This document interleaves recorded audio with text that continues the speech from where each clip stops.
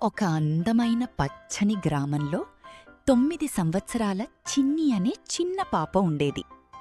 ఆమెకు చెట్లు, పూలు, జంతువులు అంటే చాలా ఇష్టం.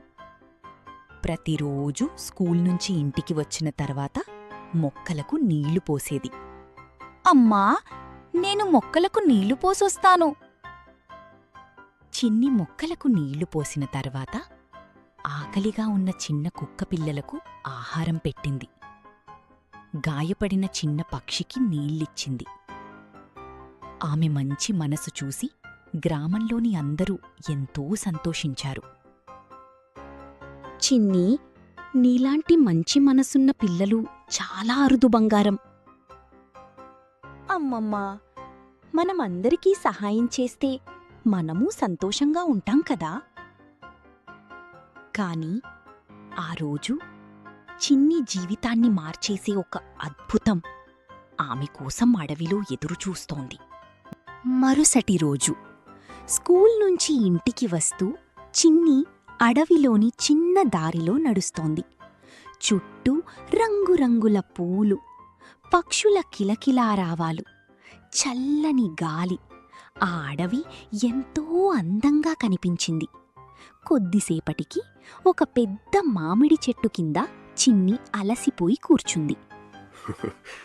చిన్నీ, భయపడకు చిన్నారి, నేనే మాట్లాడుతున్నాను. అయ్యో, ఎవరు మాట్లాడుతున్నారు? చెట్టు, నువ్వే మాట్లాడుతున్నావా?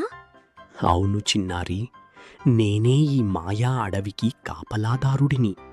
చాలా సంవత్సరాలుగా మంచి మనసున్న పిల్లల కోసం ఎదురుచూస్తున్నాను. నన్నీ ఎందుకు పిలిచావు? నేనివైనా ప్రత్యేకమైన అమ్మాయినా? అవును చిన్నీ, నీ మంచి మనస్సు, నీ దయ, ఇతరులకు సహాయం చేసే నీ అలవాటు, అవే నిన్ను ప్రత్యేకంగా చేశాయి. చిన్ని ఆనందంగా చిరునవ్వు చిందించింది.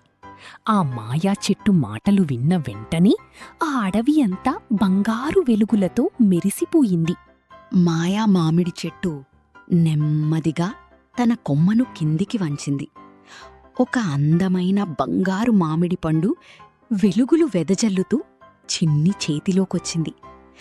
ఆ పండును చూసి చిన్ని ఆశ్చర్యంతో చిరునవ్వు చిందించింది. చిన్నీ, ఈ బంగారు మామిడి పండు నీ మంచి మనసుకు బహుమతి. ఎప్పుడూ నిజాయితీగా ఉండు, లోభానికి దూరంగా ఉండు. ధన్యవాదాలు మాయా చెట్టు. మీ మాటలను నేను ఎప్పటికీ మర్చిపోను. ఎప్పుడూ అందరికీ సహాయం చేస్తాను. చిన్ని ఆనందంగా ఇంటివైపు బయలుదేరింది. కాని దూరం నుంచి రామయ్య ఆమెను గమనిస్తున్నాడని ఆమెకు తెలియదు. చిన్ని చేతిలో మెరిసే బంగారు మామిడి పండును చూసిన రామయ్య ఆశ్చర్యపోయాడు. అది ఎక్కడ్నుంచి వచ్చిందో తెలుసుకోవాలని ఆమెను దూరం నుంచి గమనించాడు. కొద్దిసేపటికే అతని మనసులో లోభం మొదలైంది. అమ్మాయా చెట్టు దగ్గర ఇంకా ఎన్నో బంగారు మామిడి పండ్లుంటాయి. అవన్నీ నావే కావాలి. ఈ రాత్రి వెళ్ళి వాటన్నింటినీ తీసుకొస్తాను. ఆ రాత్రి పెద్ద సంచులు తీసుకుని రామయ్య నిశ్శబ్దంగా అడవిలోకి వెళ్ళాడు. కాని మాయా మామిడి చెట్టుకు అతని లోభం ముందే తెలిసిపోయింది. రామయ్య మాయా మామిడి చెట్టు ముందు నిలబడ్డాడు. తన మనస్సులో మాత్రం లోభమే ఉంది. కాని బయటకు మాత్రం మంచి మనిషిలా నటిస్తూ చెట్టును బంగారు మామిడి పండ్లు ఇవ్వమని అడిగాడు. రామయ్యా, ప్రతి మనస్సులోని నిజం నాకు కనిపిస్తుంది. ఇదిగో, ఈ పండును తీసుకో. కాని గుర్తుంచుకో, మంచి మనస్సున్న వాళ్లకే ఈ మాయ నిజంగా పనిచేస్తుంది. రామయ్య ఆనందంగా బంగారు మామిడి పండును తన సంచిలో వేసుకుని ఇంటివైపు బయలుదేరాడు. ఇక తాను చాలా ధనవంతుణ్ణి అవుతానని కలలు కనసాగాడు. కాని అస్సలు మాయ ఇంకా మొదలు కాలేదు. లోభంతో కోరుకున్న సంపద ఎప్పుడూ నిలవదు. నిజమైన సంపద మంచి మనసులోనే ఉంటుంది. మరుసటి ఉదయం రామయ్య మళ్లీ మాయామామిడి చెట్టు దగ్గరకు వచ్చాడు. ఈసారి అతని మనస్సులో లోభం లేదు. తన తప్పును ఒప్పుకుని క్షమాపణ చెప్పడానికి వచ్చాడు. మాయా చెట్టు, నన్ను క్షమించు. లోభపడటం చాలా పెద్ద తప్పు అని ఇప్పుడు అర్థమైంది.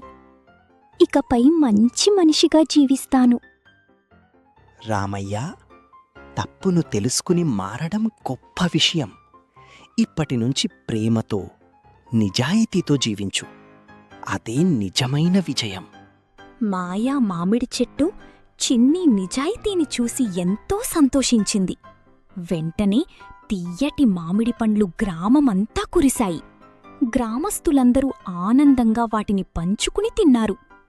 గుర్తుంచుకోండి, బంగారం కాదు, మంచి మనస్సు, నిజాయితీ, దయ ఇవే నిజమైన సంపద. ఆ రోజునుంచి చిన్ని, రామయ్య, గ్రామస్తులందరూ ప్రేమగా, నిజాయితీగా జీవించటం ప్రారంభించారు. మాయా మామిడి చెట్టు చిరునవ్వుతో వారిని ఆశీర్వదించింది. అప్పటినుంచి ఆ గ్రామంలో ఆనందం, ప్రేమ, సంతోషం ఎప్పటికీ నిలిచిపోయాయి. పిల్లలు, మంచి చేస్తే మంచే తిరిగి వస్తుంది. ధన్యవాదాలు. పిల్లలు, మా కథ మీకు నచ్చిందా? అయితే వెంటనే ఒక లైక్ చెయ్యండి. మీ ఫ్రెండ్స్తో షేర్ చెయ్యండి. ఇలాంటి కొత్త కొత్త మ్యాజిక్ స్టోరీస్ కోసం మా ఛానల్ని సబ్స్క్రైబ్ చేసి బెల్ ఐకాన్ కూడా ప్రెస్ చేయడం మర్చిపోవద్దు. మళ్ళీ ఇంకో సరదా కథలో కలుద్దాం. బాయ్ పిల్లలు.